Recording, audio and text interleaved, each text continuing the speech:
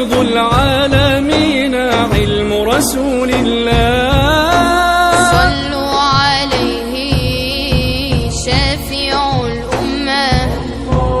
بذكر الرسول تشحذ الهمة.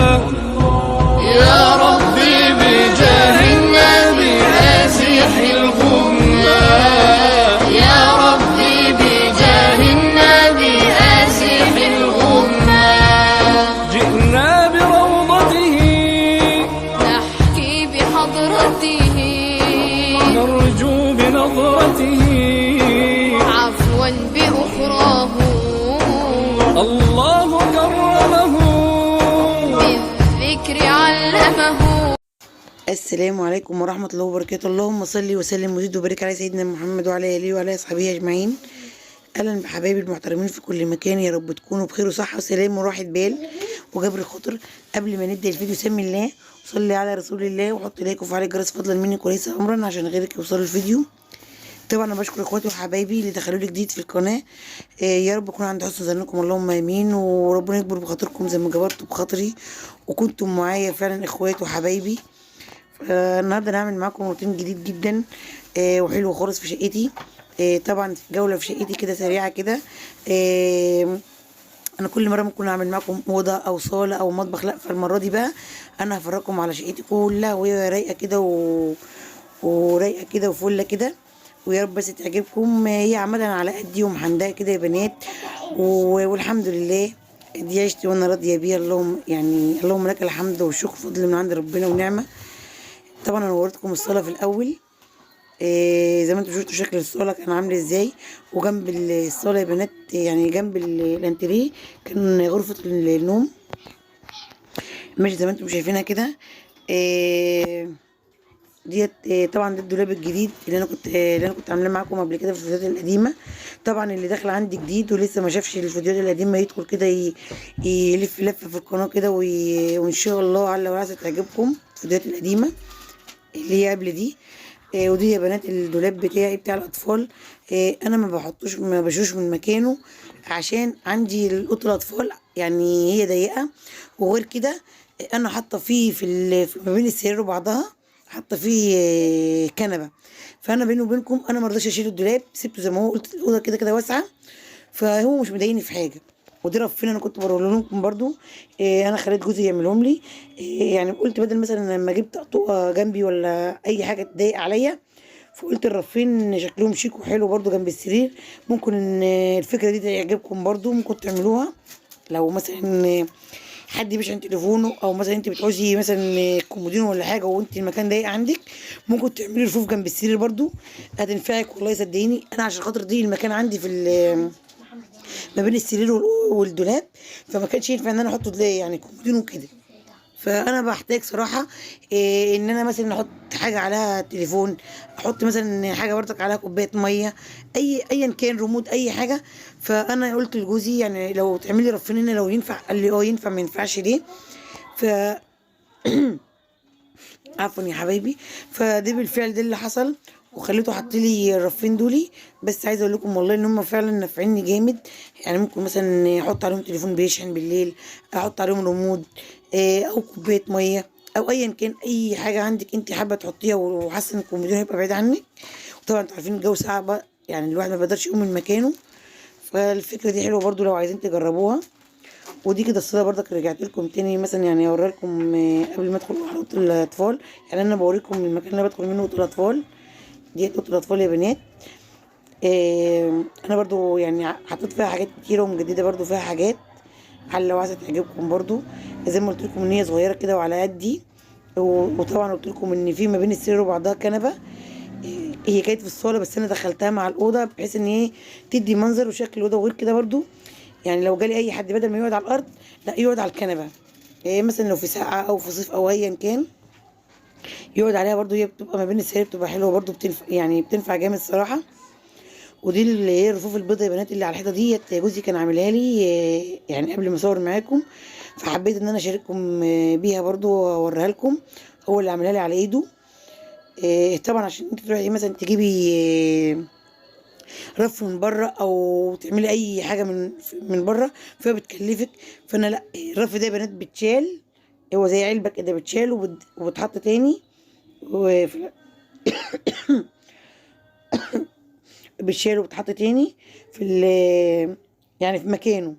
مش ودي برضو رف انا كان جوزي شارولي وعمل لي برضو زيه بالظبط اخوه، عشان احطها يعني احط دوت قصاد ده. يعني الرف اللي فوق اللي جنب الشاشه ده اللي هو الصغير، يعني اللي هو المربع ده، جوزي عامل له واحد منه تاني، بس كان لسه يعني ما خلصوش، كان لسه بقفل فيه. فانا بيني وبينكم قلت له لا انا هصور بقى وكده، والمره الجايه باذن الله اوريه لهم عشان لو عجبهم ولا كده. ولو حد مثلا عجبه الفكره يا بنات ممكن تكتبوا لي في الكومنتات واقول لكم على الطريقه اللي هو عملها فيها، اللي هو عمل مثلا ايه الرفوف دي بيها. ودي طبلات انا كنت شاريها برضو يعني عشان برضو تحلي منظر الاوضه. كنت شاريها والله ما فاكره شاريها بكام السعر بتاعها، بس شاريها قريب يعني. والبيتين دوت اللي هو الحيطه برضو كنت شاريهم برضو قريب، برضو مش فاكره الواحد كان بكام يعني. بصي الاسعار بتاعتهم صراحه انا مش فاكره الاسعار، لاني ناسيه، لاني كنت جايبه معاهم حاجات تانية، وكنت يعني ايه كان يعتبر برضو يعني انا محاسبه على كل الحاجات دي.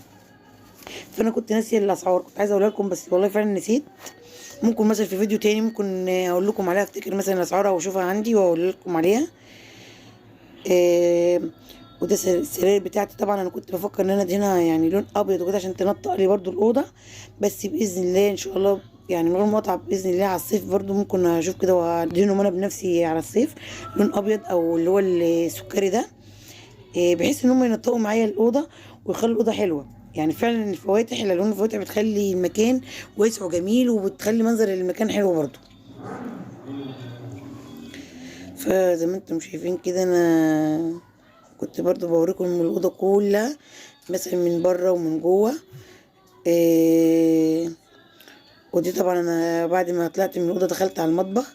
عايزه اقول لكم ان المطبخ انا مجدده فيه حاجات. طبعا اخواتي وحبايبي اللي داخلين معايا في اول يعني في اول فيديو مثلا ليا، او دي تاني فيديو مثلا، مشتركين اللي داخلين معايا فيديوهات. المطبخ ده كان نظامه تاني خالص، بس انا اللي غيرت النظام بتاعه. عايزه اقول لكم ان المطبخ ده بنات برضو كان على قد الحوض، يعني على قد الحوض بتاعه. الحوض ده اصلا كان سلس وانا غيرته وعملته رخام. هو انا كده كده متأجره الشقه بس انا عملته رخام ماشي. وخليت جوزي برضو وصلها لي برف خشب كبير، بحيث ان انا مثلا احط تحت منه اي حاجه بقى، غساله، اي حاجه مثلا هدوم، طبق البلاستيك. وحطيت عليه كمان ستاره بماسوره عشان برضو تداري الحاجات، او مثلا تداري من المنظر بتاعه عشان ما يبقى المنظر بتاعه من ناحيه حلو ومن ناحيه تانية ما يبقاش باين اي حاجه خالص في المطبخ. واللازق ده يا بنات دي اللي انا فاكراها فعلا في الحاجات اللي انا كنت جايباها برضك، من ضمن الحاجات اللي انا كنت جايباها. بس الاول انا كنت بوريكم الطرقه بتاعت الصاله دي، مدخلاني في وش الطرقه على طول المطبخ، وفي الجنب اللي جنب الفوطه دوت الحمام، وفي وش الحمام من اوضه الاطفال. فانا بص يا بنات الرول يعني هي اللزق ده عامل زي رول كده، الرول منه ب 35 جنيه، بس بتاعي 3 متر، 3 متر ب 35 جنيه. بس عايزه اقول لكم والله ان هو بيلزق وجميل جدا يعني، عجبني فعلا. وبعدت جبت تاني كملت الحيطه عشان تدي منظر للحيطه. وغير كده برضو انت لو حبيتي تغيريه في اي وقت ممكن تشيلي عادي وتغيريه وتحطي يعني غير مثلا في ورق تاني اللي هو بيلزق لزق خالص ما بيرضاش يطلع من على الحيطه، لا انا ما حبيتوش صراحه. انا حبيت اللي هو اللزق ده، قلت مثلا عشان لو حبيت ان انا اغيره ولا كده ما يتعبنيش بعد كده في ان انا اشيله او اطلعه. وده طبعا كان رف خشبه جوزي كان عامله لي على الرخامه، بحيث زي ما انتم شايفين كده ان انا احط عليه مثلا انتيكايه، يعني برضو يعني اخلي منظر المطبخ شكله حلو. وعايزه اقول لكم والله طول ما المطبخ بتاعي رايق او اي مطبخ طول ما هو رايق ونضيف بتحس ان في راحه نفسيه عن البيت كله صراحه. اللي عندنا يا بنات صلي كده على النبي كده، ويحط لي ما تنسوش تحطوا لي لايك وتكتبوا لي كومنت حلو كده زيكم كده. طبعا انا كنت بوريكم على الرخامه اللي انا لازقه لزق اللي هو الاسود ده، بس انا بحط الحاجات دي ليه يا بنات عشان مثلا اولادي لما مثلا بيجوا يجيبوا اكل او عيش او اي حاجه ما يبهدلوش المطبخ. على قد مثلا ممكن اغسل اللي هي الفوطه او القماش اللي عليه ده واحطه تاني. فده برضك يعني ايه، مثلا يعني الوقت اللي ولادي مثلا داخلين في المطبخ ويعملوا اكل او هياكلوا او هيعملوا اي حاجه، باجي انا فرش الحاجه دي او العيش او اي حاجه، باجي انا فرش ايه اللي هي الفوطه والمفرش دي، بحيث ان هي تحافظ برضك من ناحيه تحافظ على الرخامه، ومن ناحيه تانيه تحافظ على المطبخ ما يقعش فيه حاجه. وكده وريتكم المطبخ والشقه، واسيبكم في رعايه الله وحفظه، والسلام عليكم ورحمه الله وبركاته، من يوم يسوس والعيله.